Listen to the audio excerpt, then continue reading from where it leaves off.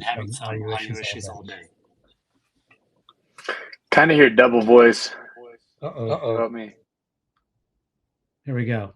How's that? Better? There we go. Awesome, man. Okay. Yeah. I'm tuning in from two different devices, which I normally do. And I usually speak from my personal account. But, for some reason today, my headset that I use on my laptop, which is how I connect to my personal account, is not working. So I don't know why. Yes. 2024, and we're still experiencing issues like that. Gotta love it.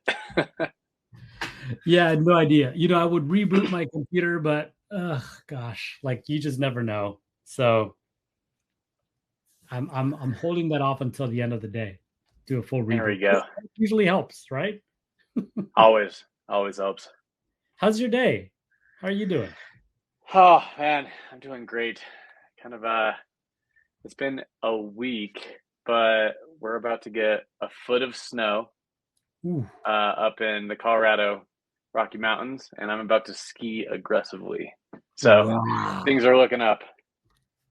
Yeah, I mean, you either have to be a native Coloradan or just be in the vicinity of mountains to be good, I think, because I've grown up, I would say, snowboarding, but I'm terrible because I don't do it with any consistency because I'm not close to any mountains where I can snowboard regularly or ski for that matter.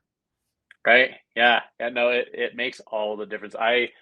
So this is my 30th year of skiing or snowboarding, do a little bit of both. And then I live less than 20 minutes away from 7 different ski areas. So yeah, I better be good.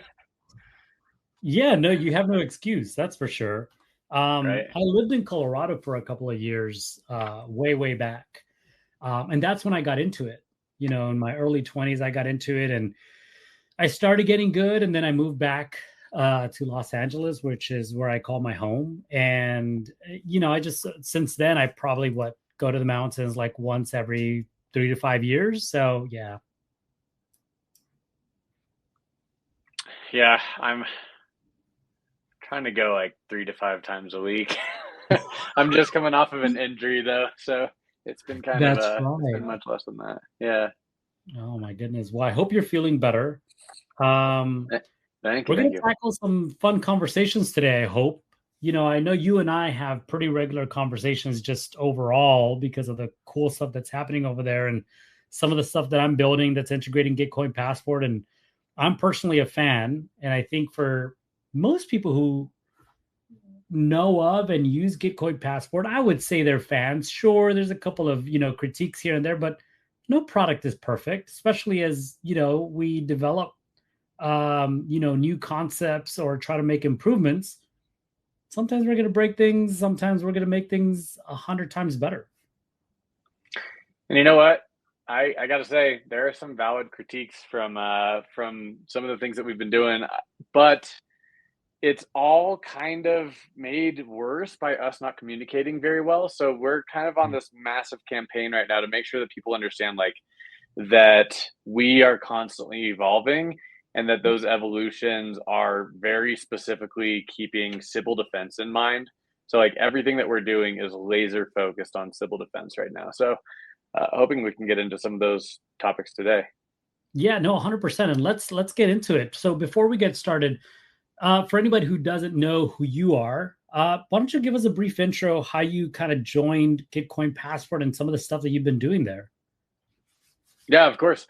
So I'm leading strategy on the DevRel side and also on the partnership side for Gitcoin Passport. I joined back in May after taking a sabbatical and getting ousted from my role at Twitter, which was very fun. I was at Twitter for 5 years before this.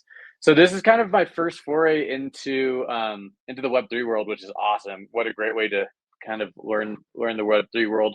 I mean, I've been participating for years in Web3, but now I'm finally working in it, which is really exciting. So I originally got brought on to do some documentation for Passport, slowly worked my way into driving the overall DevRel strategy, and really had a focus on kind of being that technical partner or technical support in our partnership conversations. And so we've scaled since I started from, I think, like, if I'm not mistaken, I think it was like 300,000 users to we're just about to hit 900,000 users, which is super exciting.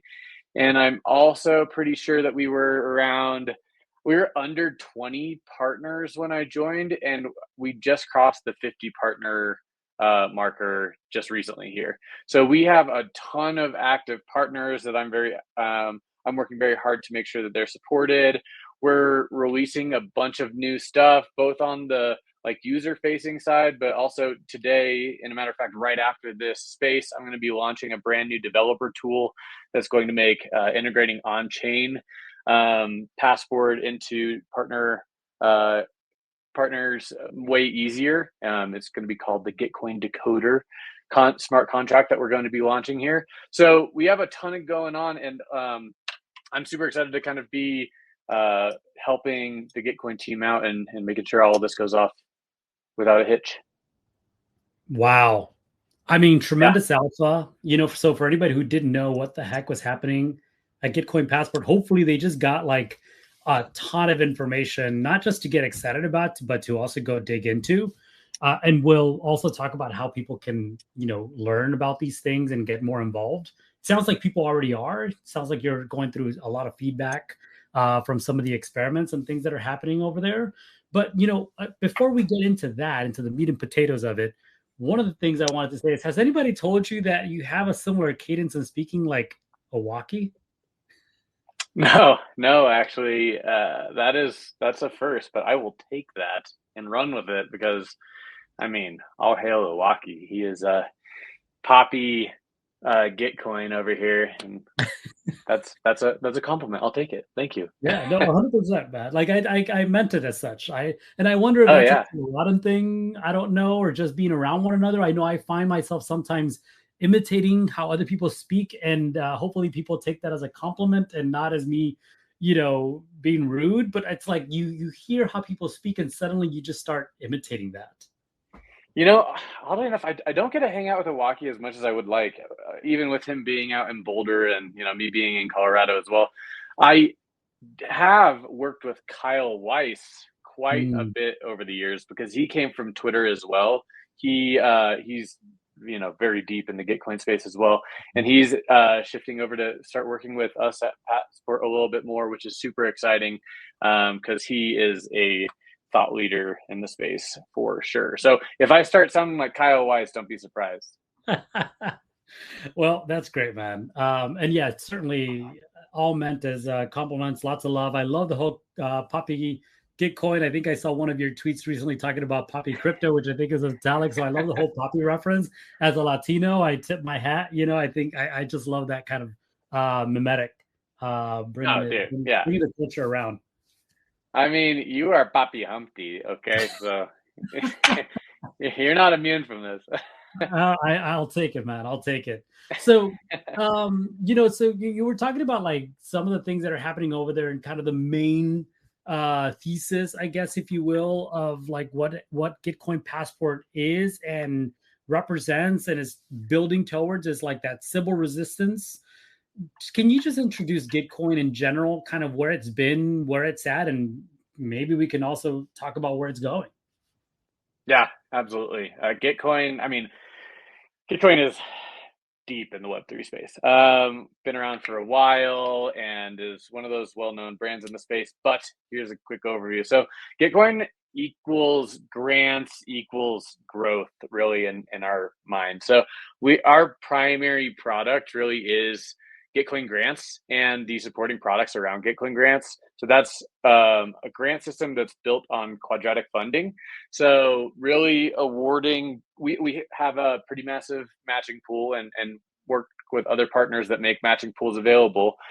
And then as people go and donate to different grants, we match those donations more so based on the volume of donations to that grant as opposed to the size of donations from those grants. So if we're looking at one grant versus another, and one has three massive donations or three donations from folks that put a lot of money into it versus another one that has 100 donators that put just a little bit into it, we are going to match the funds of the grant that had the 100 donators much more aggressively. So, with that being said, that is ripe for manipulation. And we need to make sure that we're also developing some civil defense tools, which just civil defense means making sure that folks are not able to create multiple accounts to, in this situation, donate to get a larger portion of the matching funds, which is where Gitcoin Passport was born from. So we build the best in class civil defense tool in the industry at this point in time. It is really allowing users uh, to verify their Web 2 and Web 3 activities that have a strong human versus Sybil signal. And then we assign different score weights for each of these different activities in the form of stamps. And all those different activities and stamps add up to a unique humanity score.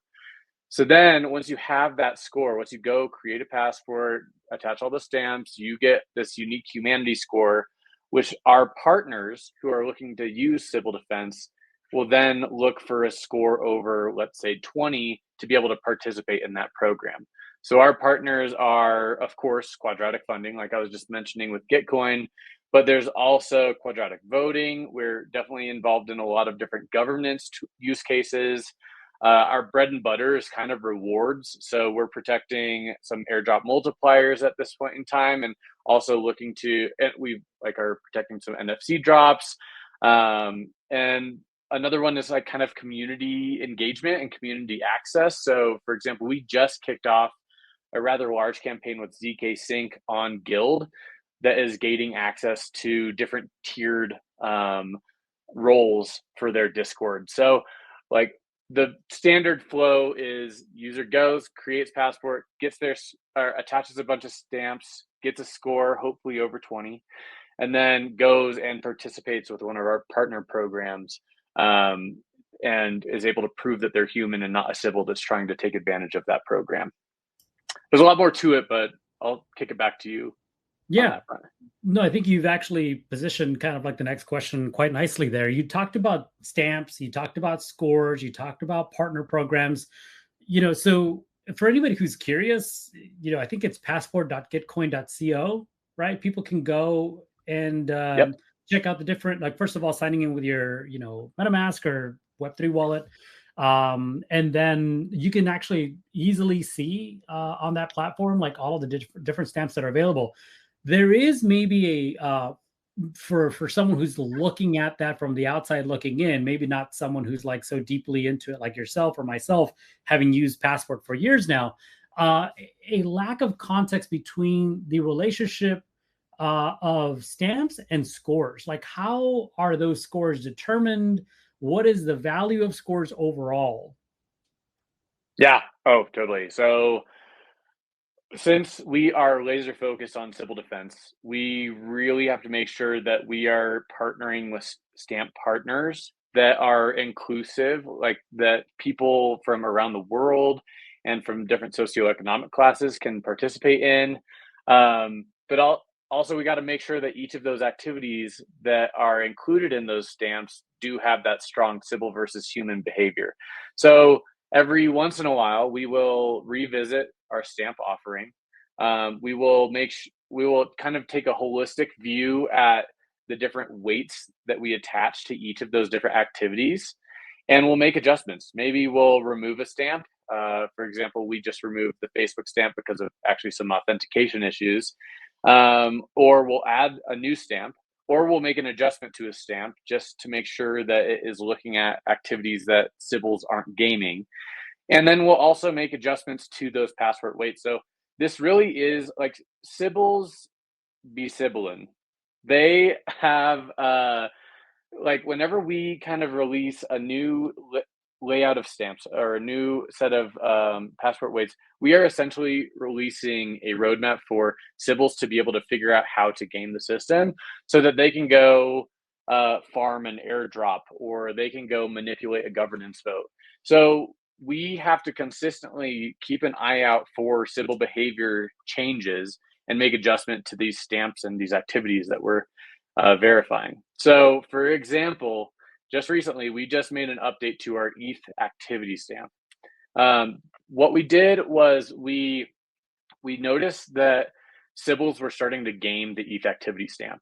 So Sybils, people that were trying to manipulate the system, were starting to get access to governance and rewards that humans are working hard to get access to. So they're getting an unfair portion of that. So it's important for us to make some adjustments to the stamp offering so that Sybils cannot take unfair advantage of that. So what we did was we have an amazing data science team. They have created a model that is looking at ETH L1 activity and is able to, and it looks at 50 plus different features and is able to identify with pretty good accuracy if an account is Sybil or human. Now, we have made some adjustments to this since we launched it last week. We noticed that we were kind of awarding kind of a group of folks that had like medium amount of activities and not super high activities. So we got in there really quickly and made some adjustments to the model. We listened to your feedback. Thank you, everybody. And but one of the things that we're doing with the stamp is we're not telling people publicly what we're looking for in the stamp. And that is on purpose. That is so that we can kind of stop that cycle of Sybils seeing what we're doing, making adjustments to their behaviors, and able to take advantage of the system. So this is purposefully abstracting that away and trying to figure out a way for us to continue to like make it easier on users to build up a score or to participate in different programs, while also making sure that we're still laser focused on making sure that Sybil defense is at the forefront of our strategy here. So I just talked for a while, but did that answer your question there, Humpty? No, it does. And one of the things that brings up is this concept of like public and private modeling. Certainly, I think if you make things public, they're going to get gamified.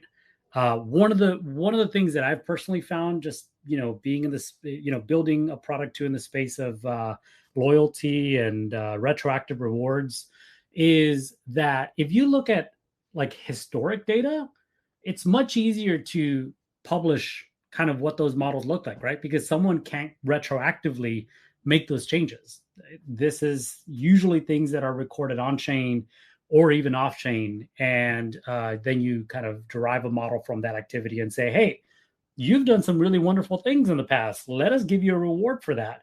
But when you're looking at like active contributions, ongoing activity, it's much harder, obviously. And if you make those things public, someone will go, oh, sure, I can go and do those things. And, that gamification, while maybe it could be good because someone is contributing positive actions still, when it comes to unlocking funds, it does create an unfair advantage. And so I applaud you and the Gitcoin Passport team, obviously, for continuing to experiment with ways to, make that or balance that fairness, especially in funding distribution. Totally. And one important thing I want to mention is, yes, we are building this in private, but we also are totally open to feedback and very actively reviewing that feedback and integrating that feedback into the model. Like this is a live model. We're going to be continuously making adjustments to it as we notice behavior changes and as we receive feedback from the community. For example, we received, I think, over 500 different form submissions after we launched this and provided a form for people to provide feedback. And we're very actively looking at that and figuring out if we missed any features, if we need to adjust any of those features of the model, and have already made a couple of different updates to the model to make sure that we're properly enabling humans and disabling Sybils here. So thank you, everybody, for your feedback if you happen to provide some to us, and know that we are very actively reviewing that and integrating it. 100%. I would also encourage anybody, if you have questions, please don't hesitate to put them in the comments. I am constantly looking over the comments here during our spaces, and I'll bring them up to the stage, and we'll kind of debate them and kind of share some context on them. Or at least Daniel will, in terms of maybe some of the things that the team is doing or reviewing, as they said, or even the feedback that they're receiving, and kind of some of the things that they're doing, to kind of improve the product, to listen to that feedback and make it more usable. One of the things I was going to mention is, I'm actually going to be talking to Umar. So for anyone who doesn't know, Umar is a contributor to Gitcoin Passport, I believe, and on the data side of things. And so the conversation that I want to have with him and is kind of on the data side, and what is some of this data historically that Gitcoin has that could potentially prove valuable when it comes to civil resistance, to improving the passport ecosystem, and the grants ecosystem, of course, because I think, like you mentioned earlier, these things go hand in hand. Do you have any, kind of thoughts on the matter? Not saying that you're the data expert here, but in terms of the conversations that is happening, I think Gitcoin's just been around for quite some time. The Gitcoin grants ecosystem has been successful, for quite some time. And I would say hand in hand, Passport as well has been successful. Are there any data points that you see right now in any of those projects or platforms that you would like to see? Of course, this is all just anecdotal, not saying that you're going to, this is going to influence the way that it works, or that you would like to see, that is maybe not constrained to the Gitcoin ecosystem. Yeah, well, first of all, Umar, legend.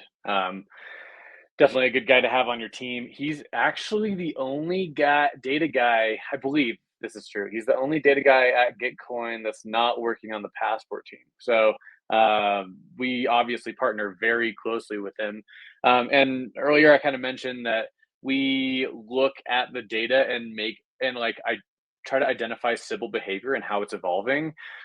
One of the major ways that we do that, since we're so well connected with Gitcoin grants, obviously, is through the Gitcoin grants. So as we work through a Gitcoin grants and the analysis of that grants, that's when we really take a deep look at that Sybil behavior. And so after grants is typically when you're going to see some score reweighting of our stamps, maybe some adjustments of which stamps we're working with. So we are working aggressively closely with Umar in the days immediately following those grants rounds to make sure that we fully understand who we enabled to participate in those matching pools, and how Sybils might have been able to game some of the stamps that we have. So yeah, I think I've only been involved since last May, so I've only been around for a few cycles here, but each of those cycles, our partnership with Umar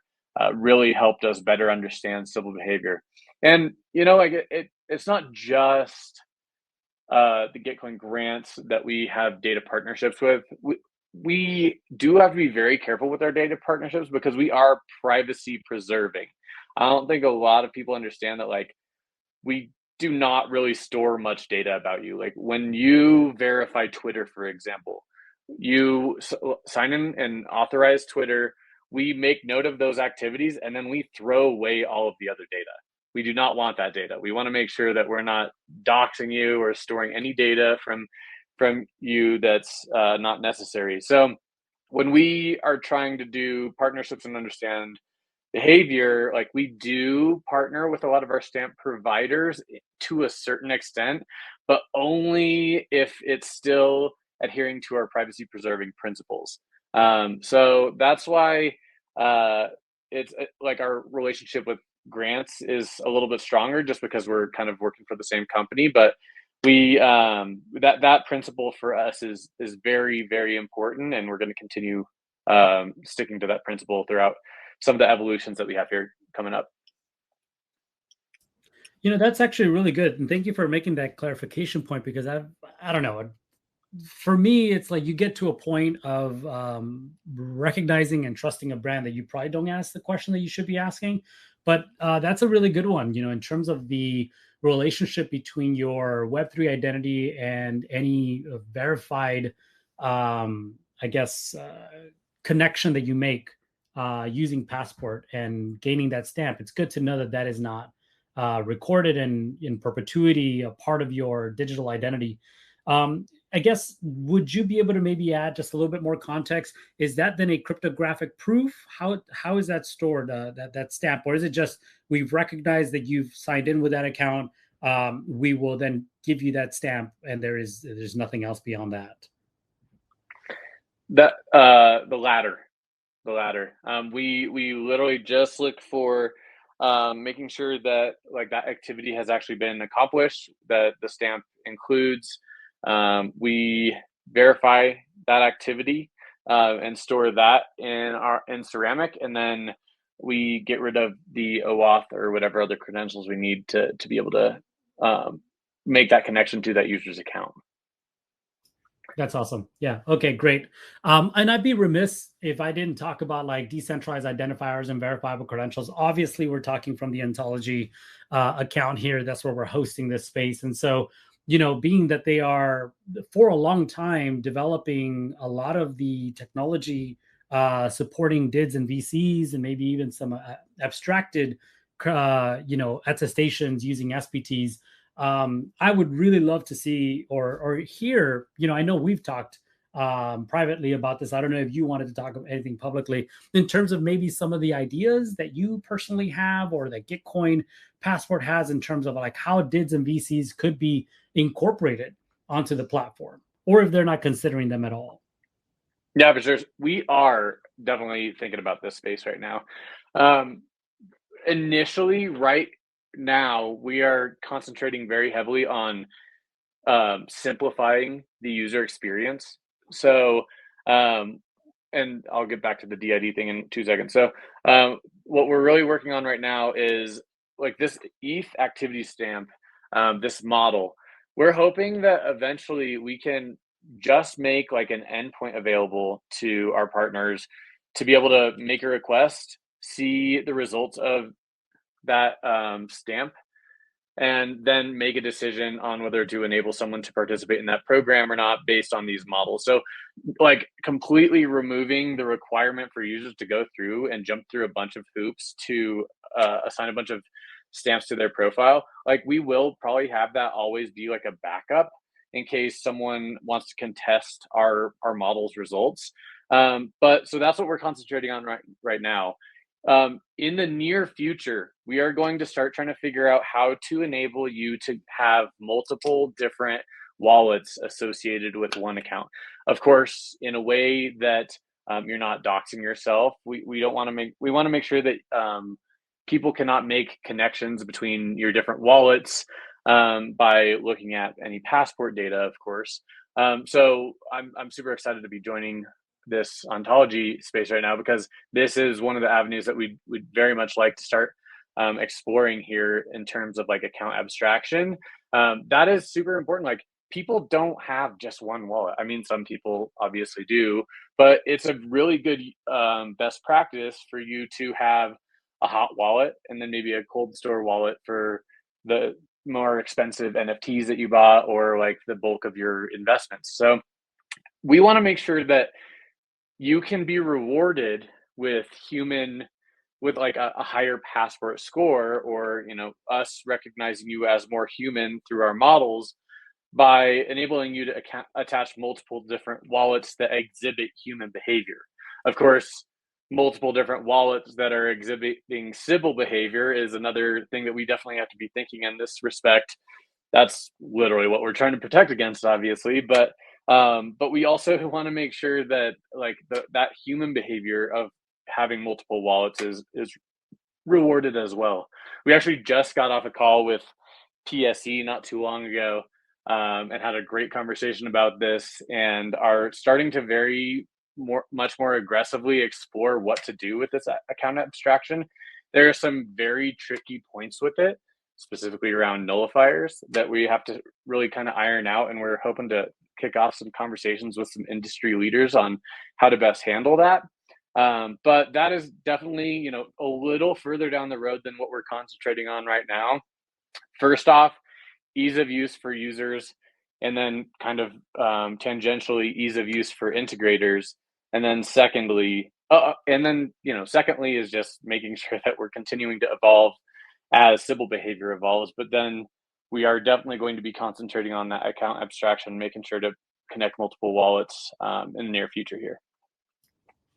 Yeah, that's wonderful. I mean, one of the things I know that I mentioned to you, and certainly something that I think is important to this conversation, is that point of being able to make connections across different blockchains. I think we're in a place now where we live like in a multi-chain environment where most people, I think, or I'd say a majority of people, are probably kind of doing things not just on one blockchain.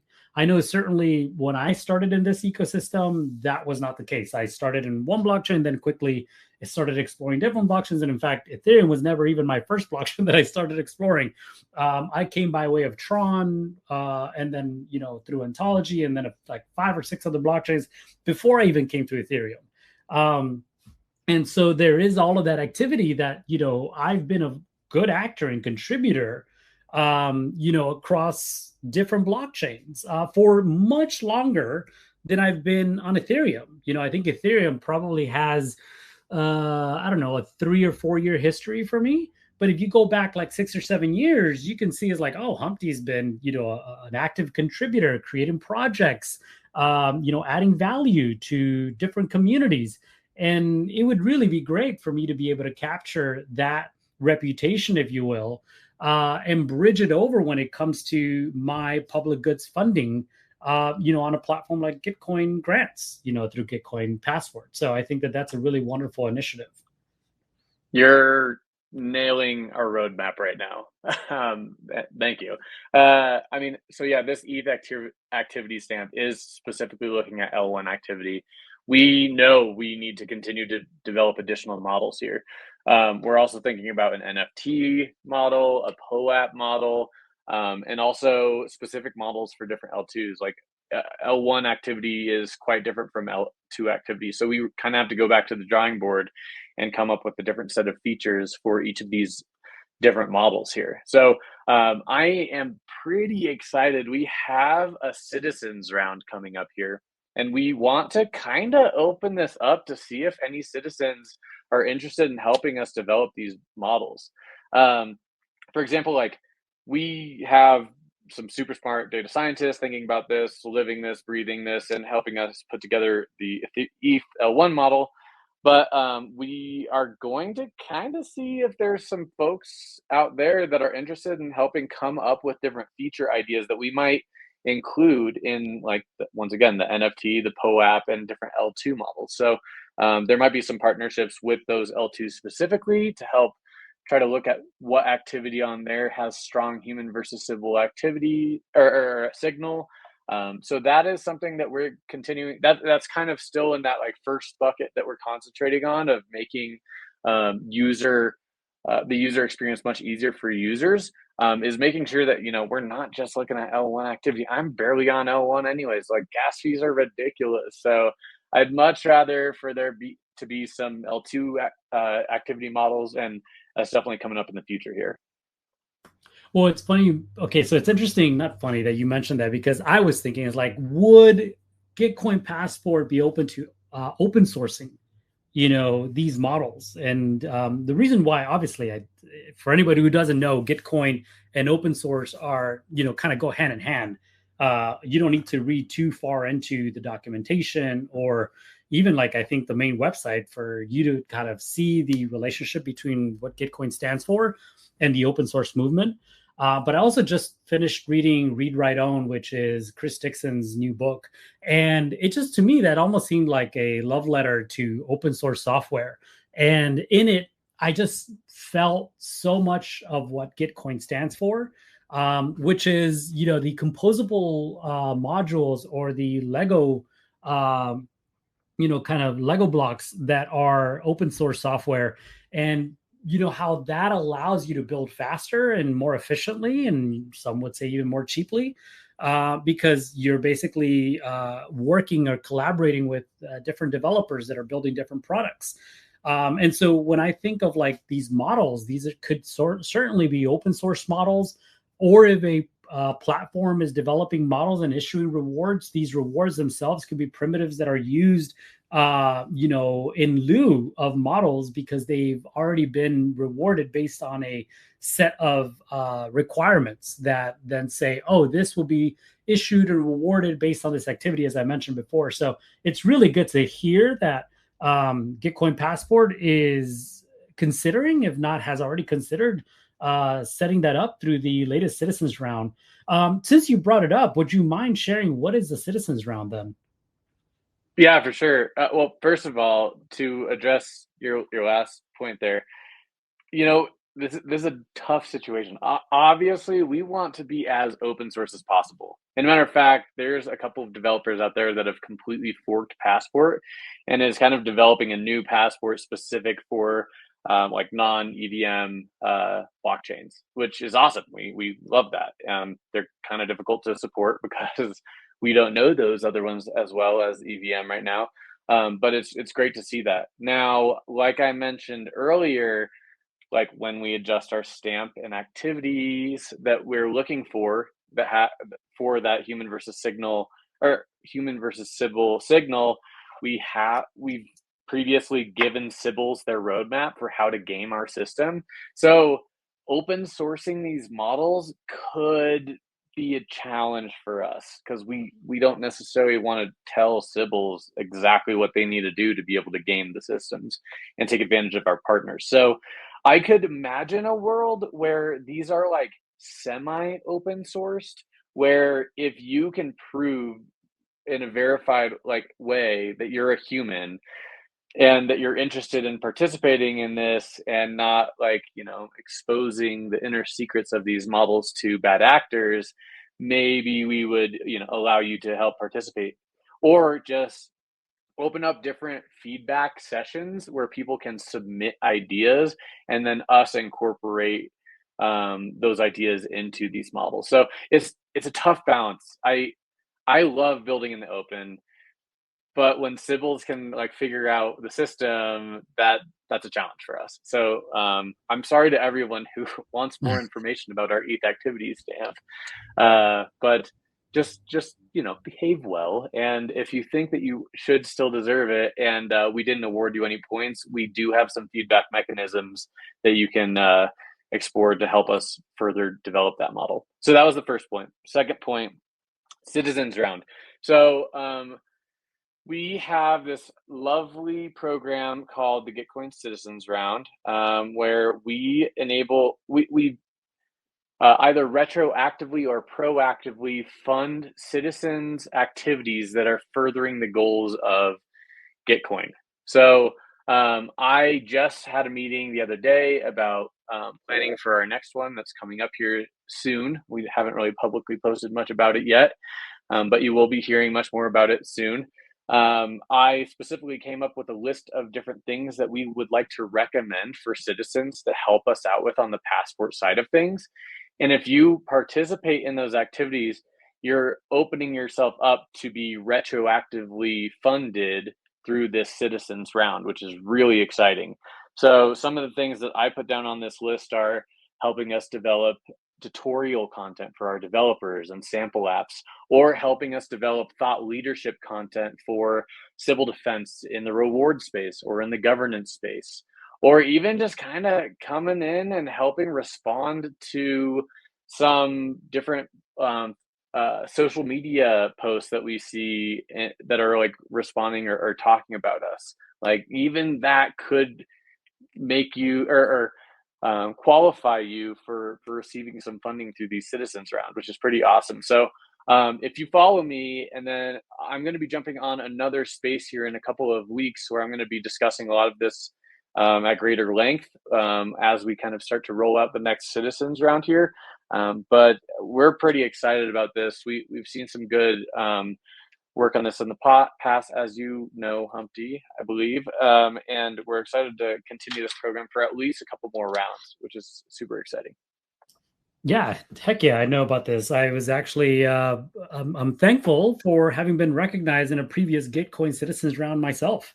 So I was awarded some funds for that. And, For me, it was less about the funds, more about the signal from the community that they saw value in my personal contributions. Because yeah, I think you mentioned during your description, the citizens round is different from traditional Gitcoin grants rounds, where the Gitcoin grants round traditionally funds projects or groups, whereas the citizens round is specifically about the individual. So, what are your individual contributions? What impact have you made on the Gitcoin ecosystem and community? So, yeah, for me, that was a huge boost in my Gitcoin signal, and I was super happy to have received that. And we're super happy that citizens are stepping up and helping us out. I mean, like, it's so awesome to see that people are just kind of starting to do things that are helpful for companies without really being paid there on the spot, and not necessarily like expecting to get funded for the like good deeds that they're doing for a company, but then later on being being rewarded for some of those activities. That's awesome. That's like such a new concept.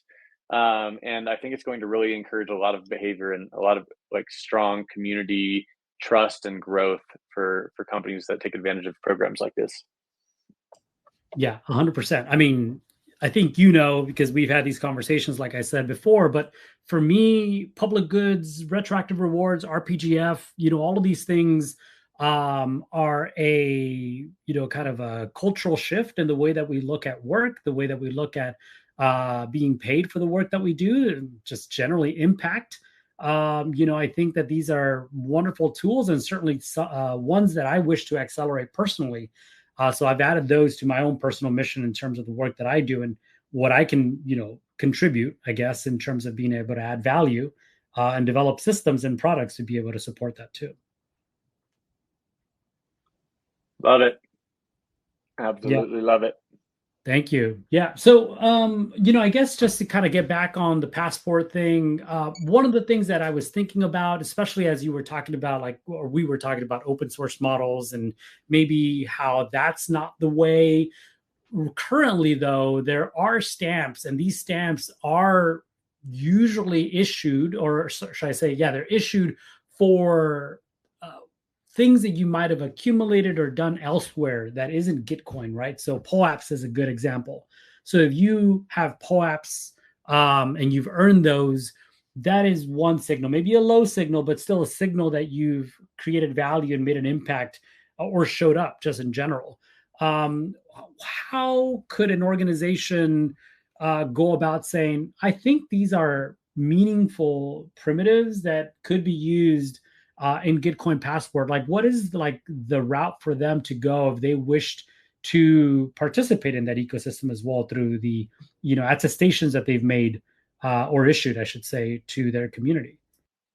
So just to make sure I understand the question, are you kind of asking like how do we decide and how can people approach us about potentially becoming a stamp partner or maybe even participating in the models that we're developing? Well, I would say more as a stamp partner, because as in the model that you're developing, I think we've kind of covered that a little bit. We can go a bit deeper if you'd like to on that, but my question was more so on becoming a stamp partner. How about this? I'll kind of cover both of them. Stamp partners. So we have previously been pretty open about adding new stamp partners. And then we realized that maybe that's not necessarily the right direction. So what we did back in around September, October timeframe of last year was identified a set of criteria that we are holding very true to in terms of like considering additional stamp partners. So that criteria, and let's see if I can remember off the top of my head, is obviously strong Sybil versus human signal, very easy to use, free or very cheap to be able to verify. Um, we would like to make sure that the stamp partner has like a decent user base. And then also that they are willing to a certain degree, partner with us on the data side of things. Obviously, still respecting our privacy preserving principles, but partner with us on the data side of things to make sure that we're continuing to improve our civil defense. So on both sides, us and them. So We have been very strict with that, and we have only really considered partnering with a few stamp uh, providers here since we set up that criteria. I am excited about a couple of opportunities coming up here. We're thinking about partnering with this one company that will allow us to look at Uber data, hopefully, which we think will be.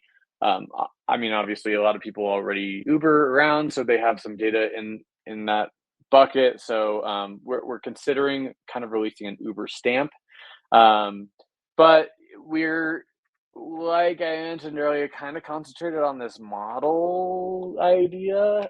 So we haven't been super open to adding additional stamp partners. Um, we have a list of them. When we do start opening this back up, it's something that we'll definitely start to consider again. And we're also thinking about further down the road, like kind of protocolizing the passport system and enabling people to kind of create their own stamps. But that's not something in the near future that we're considering. Now, on the other side of things, we have had a few conversations with folks, companies that are developing really cool things like proof of philanthropy, for example, and like creating an NFT that represents your philanthropic efforts. We are considering building that into our NFT model or something like that. So there are certain stamp partners that instead of like setting up a brand new stamp with them, we're considering still including them and working with them, but in a different way through the models.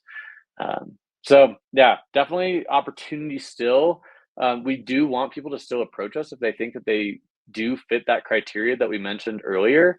Um, but that's kind of our standpoint right now on what's going on with stamps. Great. So in terms of, integrations, I mean, obviously the whole theme of this series that we've been hosting lately, which is community building tools. Tell me a little bit about how Passport is getting integrated into communities. I think I saw recently that Passport was being used in conjunction with an Octant grant. Like, what are some of the ways that communities are using Passport to, provide civil resistance, but also to, kind of enable better grants for their users? Yeah, so quadratic funding and quadratic voting is definitely a great use case for Passport. We also are working with several governance providers. So, Snapshot, for example, you can gate access to submit proposals or vote on proposals to folks that are able to prove that they're human through Passport. That we also are working with a variety of different rewards, and we're pretty excited about the reward side of thing right now. We're really concentrating on how can we better serve and prove humanity for airdrops, both on like just the flat out gating side of things, but also on the multiplier side of things. So on that front, we're offering multiple different kind of products or services. Of course, you can use Passport and gate access based on a threshold score, but we're also doing data analysis with them. So we're helping to develop criteria potentially for airdrops and also looking at like a list of wallets and working with that company that might be doing the airdrop to identify like how sibled that drop is going to be and how to adjust their criteria for maybe like future rounds of airdrops. Um, then on the community side of things, like we are working with Guild um, and a variety of different quest platforms. So we are like, for example, with Guild, and once again, we talked about it a little earlier in this conversation. We just launched a ZK Sync campaign on Guild.